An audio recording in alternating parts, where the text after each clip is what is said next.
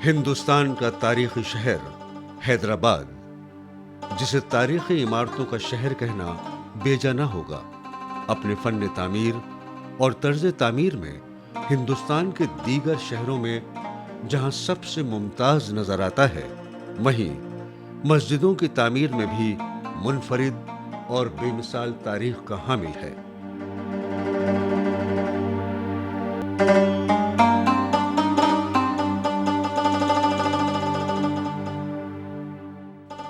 शहर हैदराबाद और उसके अतराफ व अकनाफ में न सिर्फ बेशुमार किले हैं, बल्कि इनसे ज्यादा तारीखी मसाजिद मौजूद हैं, और तारीखी मसाजिद अपने फन्नी हुस्न दिलकशी के साथ इतनी बड़ी तादाद में किसी दूसरी जगह मौजूद नहीं हैं।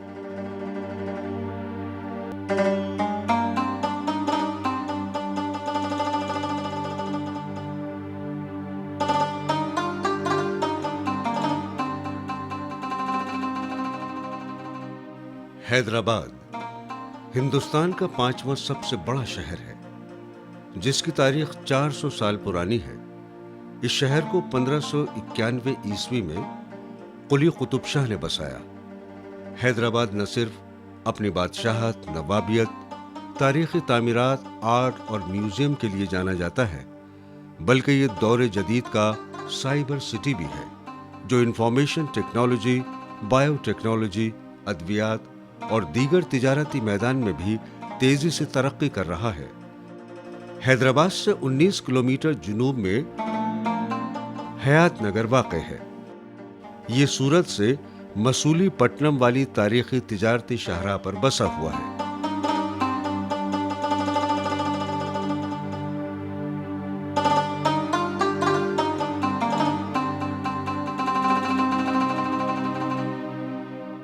हयात बख्शी बेगम कुली कुतुब शाह की इकलौती बेटी थीं और उन्हें मां साहिबा के नाम से भी जाना जाता है।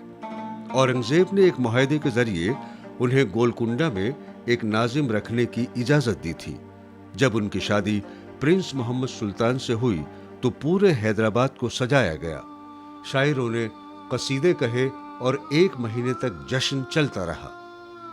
हयात बख्शी बेगम वाहिद एक ऐसी शाही खातून हैं जिनका मकबरा इतना बड़ा है और इससे लगी एक मस्जिद भी है जो हयात नगर के ही तर्ज पर तामीर हुई है। हैदराबाद और इसके अतराफ की कई तारीखी इमारतें उनकी याद दिलाती हैं।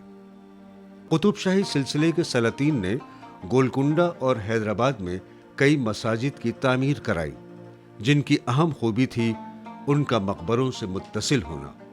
उनमें सबसे आलीशान मस्जिद बेगम हयात बख्शी की मस्जिद है, जिसकी तामीर 1666 ईस्वी में की गई थी।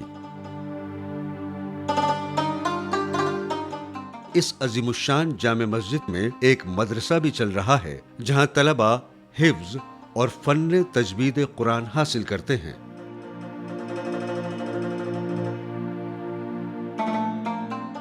उन्नीस 1948 के बाद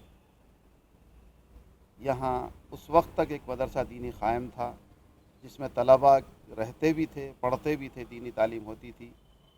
और ख़ुद मेरे वालिद साहब मोहतरम भी बहैसियत मुदर्रिस यहाँ तशरीफ़ लाए थे हैदराबाद से।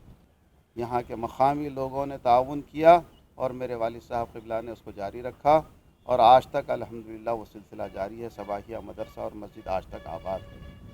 मेरी पैदाइश यहीं हुई, इस मस्जिद के पिछले हिस्से में, और मेरे वालिद और हम वहीं मुक़ीम थे। और वालिद साहब का इंतकाल हुआ 1957 में।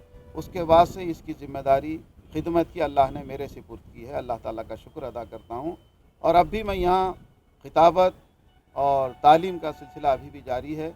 अल्लाह का करम है, अल्लाह उसको कबूल फरमाए। ये मस्जिद कुतुब शाही तर्ज तामीरात की एक शानदार मिसाल है। ग्रेनाइट और स्टूको का शानदार इम्तजाज यहाँ देखने को मिलता है। ग्रेनाइट से फर्श पर और स्टूको से छत पर जीनतकारी की गई है। छत 15 छोटे गुंबदों पर मुश्तमिल है। मस्जिद की दोनों जानिब आसमान छूती 2 मीनारें हैं।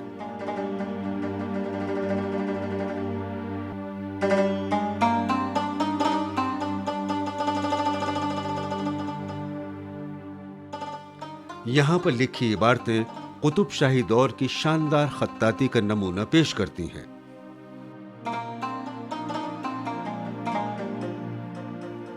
اس کے بارے میں ایک واقعہ مشہور ہے۔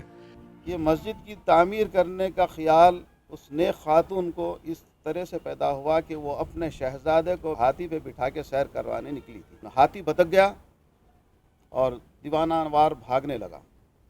گولکنڈہ قلعے سے شاہی لوگوں نے، شاہی محافظوں نے اس کو روکنے کی کوشش کی، لیکن وہ ہاتھی رکتا نہیں تھا، اور کیوں نہ اس کے جان سے مار دیا گیا اس وقت۔ تو لوگ کہتے ہیں کہ اگر اس کو ہاتھی کو جان سے مار دیتے تو شہزادہ بھی زخمی ہونے کا امکان تھا، اس لیے اس کو جان سے نہیں مارا گیا۔ لیکن وہ ہاتھی چلتے ہوئے جب نکلا قلعہ گولکنڈہ سے، تو خاتون نے، شاہی لوگوں نے، خاندان کے لوگوں نے جگہ جگہ راستوں پہ توشے دان اور پانی کے بوتل لٹکا دیے کہ بھئی اگر کہیں ہاتھی چھاؤں کے لیے ٹھہر جائے آرام کے لیے تو وہ پانی اور کھانا لے کے شہزادہ کھا لے۔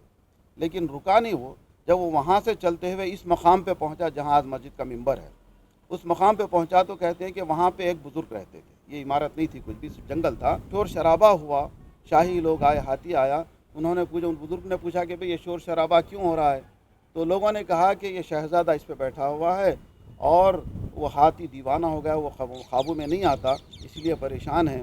تو انہوں نے اس ہاتھی کو، بگڑے ہوئے ہاتھی کو ہاتھ سے اشارہ کیا بیٹھنے کے لیے، تو اس ہاتھی نے اس مقام پہ بیٹھ گیا جہاں آج ممبر ہے۔ تو اس نیک خاتون نے نیت کر لی تھی، اپنی نیت کے مطابق یہاں ایک یہ مسجد تعمیر کروائی، اور جو بزرگ یہاں جن کے اشارے سے ہاتھی نے روک دیا، شہزادے کو سلامتی سے اتار دیا تھا، ان کے رہائش کے لیے مسجد کے پچھلے حصے میں 3 کمانوں پر مشتمل چودیواری بنائی تھی، اور اسی میں ہم لوگ مقیم تھے اب تک۔ یہاں پہ مسجد تعمیر ہوئی، شاہی مسجد حیات بخشی بیگم صاحبہ، اور یہ حیات نگر جو بستی ہے اسی نیک خاتون کے نام سے آباد ہے۔ وضو خانے میں پانی کی فراہمی ایک باولی یعنی بڑے کنویں کے ذریعے کرائی جاتی تھی، جسے ہاتھی باولی کے نام سے یاد کیا جاتا ہے۔ مسجد سے متصل بائیں طرف ہاتھی بولی کے نام سے مشہور ہے۔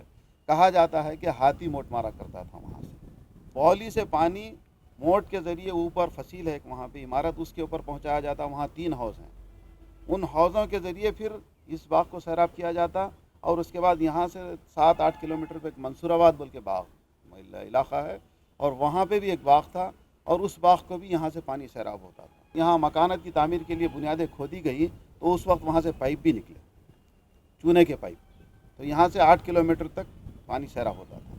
اور وہاں کے باغ کے پھل آم جو ہوتے تھے وہ بہت لذیذ ہوتے تھے، وہ شاہنشاہ بادشاہ کھاتے تھے، خاص لوگ، حکمران لوگ۔ مسجد کے صحن میں جو حوض ہے اس کے اندر 2 سوراخ لگے ہوئے ہیں، اس کے اندر بھی پائپ لائن ہے وہاں سے بولی کے پاس سے، تو اس میں سے پانی آتا تھا اس حوض میں وضو کے لیے۔ اور پھر نیچے ایک اوکلی جیسا سوراخ ہے، اور اس میں ایک ڈاٹ لگا ہوا رہتا تھا، اگر جب پانی کو صاف کرنا ہو تو اس کو کھول دے تو وہ چل جاتا تھا۔ مسجد کے مینار کے اندر سیڑھیاں بنی ہوئی ہیں جو چھت تک ہمیں پہنچاتی ہیں۔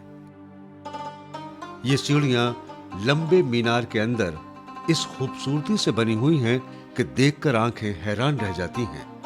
زمین سے سیدھے آسمان کی طرف اٹھتی ہوئی سیڑھیاں ذرا محسوس نہیں ہونے دیتی کہ یہ دوسری سیڑھیوں سے مختلف ہیں۔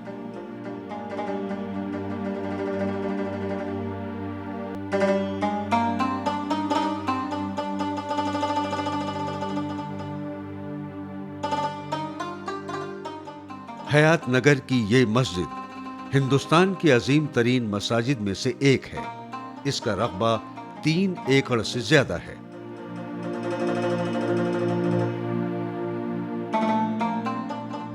یہ مسجد کے 4 ایکڑ 23 گنٹے کا احاطہ ہے اس کا، بشمول فصیل۔ مسجد سے لگی ہوئی متصل جو جگہ ہے وہ باغ کہلاتی تھی پہلے، اور وہ باغ اسی مسجد کے تحت تھا۔ نہ یہ باغ 19 ایکڑ کا تھا، نہ صرف باغ بلکہ اور 200 ایکڑ زمین جو اس وقت آٹو نگر کہلاتی ہے وہ بھی اسی مسجد کے تحت تھا۔ آج سے 80 برس پہلے کا اگر سروے آف انڈیا میں ریکارڈ دیکھا جائے تو اس میں ہم کو پتہ چلا کہ یہ باغ بھی 200 ایکڑ کا اس مسجد کے تحت تھا، لیکن انقلابات زمانہ کے تحت اب صرف مسجد جو فصیل ہے اتنی ہی باقی ہے۔ اوپر جو پتھر ترتیب سے رکھے ہوئے دکھائی دے رہے ہیں ان میں کئی پتھر گر گئے ہیں، لیکن نیچے اور آس پاس کہیں بھی موجود نہیں ہیں۔ اس مسجد کی نگرانی کے لیے 2 گارڈ موجود ہیں جو محکمہ آثار قدیمہ کی طرف سے مامور ہیں۔ यूं तो पूरी मस्जिद के सफाई के एहतमाम का कोई खास इंतजाम नहीं है, अलबत्ता ईद, बकरीद और रमजान जैसे मौकों पर हुकूमत की तरफ से एहतमाम जरूर होता है, मगर पूरी मस्जिद का नहीं बल्कि सिर्फ मस्जिद के चबूतरे का। लोगों की सहूलत के पेश नजर इस मस्जिद में 3 दरवाजे मौजूद हैं जो 3 समतों में देखे जा सकते हैं।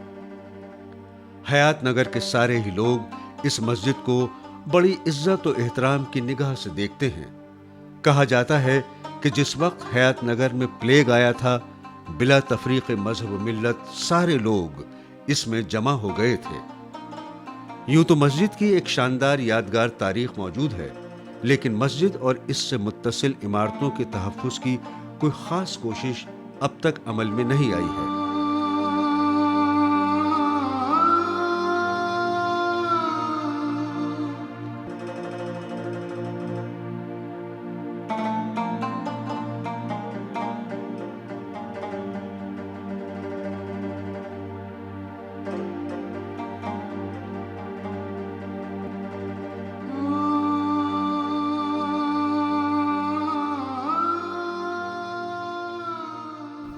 इसकी इमारत बहुत बोसीदा हो चुकी है, 400 साल से ज़्यादा हो चुका तामीर हुए। देखभाल ना होने की वजह से ये मुनहदिम होने के करीब है। अतराफ़ की फसील की इमारत जो 4 एकड़ 23 गुंठों पर मुश्तमिल है। आर्कियोलॉजी के महकमे ने सिर्फ थोड़ी सी मरम्मत की, रास्तों की मरम्मत की और उसके बाद से फिर दिलचस्पी नहीं ली। हयात नगर के मुसलमानों ने अल्हम्दुलिल्लाह मस्जिद की वसी जाली कमानों की बनवाई, मस्जिद के मीनारों के कलश नहीं थे उसको तामीर करवाया, मस्जिद के मिंबर की तामीर करवाई, अंदर बोसीदा हो चुका था। तहारत खाने बोसीदा हालत में थे, उसको असरन तामीर करवाई गई, वज़ू खाना बनवाया गया। दूसरी बात यह है कि मस्जिद को ज़रिया आमदनी कुछ नहीं, लाइट का बिल है और इमाम साहब की तनख्वाह, मौज़िन साहब की तनख्वाह, सफाई के लिए और ज़रूरी सामान, लाइट का बिल वगैरह। आसार ख़दीमा में भी हमने दरख्वास्त दी है कि मस्जिद इस बोसीदा हालत में है कि मस्जिद के अंदर बरसात के मौसम में पानी रिस रहा है, अंदर जहाँ नमाज अदा होती है पानी रिस रहा है वहाँ पे, और अतराफ़ की बोसीदा जो फसील है वो भी मुनहदिम होने के करीब है। अल्लाह हिफाजत फरमाए। अंदरूनी खूबसूरती काबिल तारीफ है।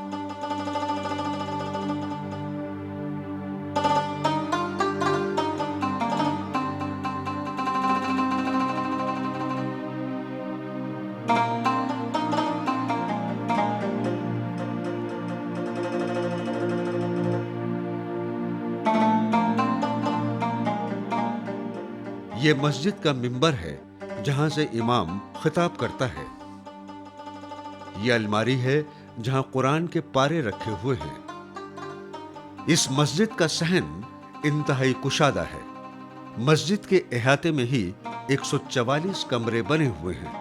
कहा जाता है ये कमरे मदरसे के तलबा, मुसाफिरों और बसा औकात फौजियों के इस्तेमाल के लिए खास थे।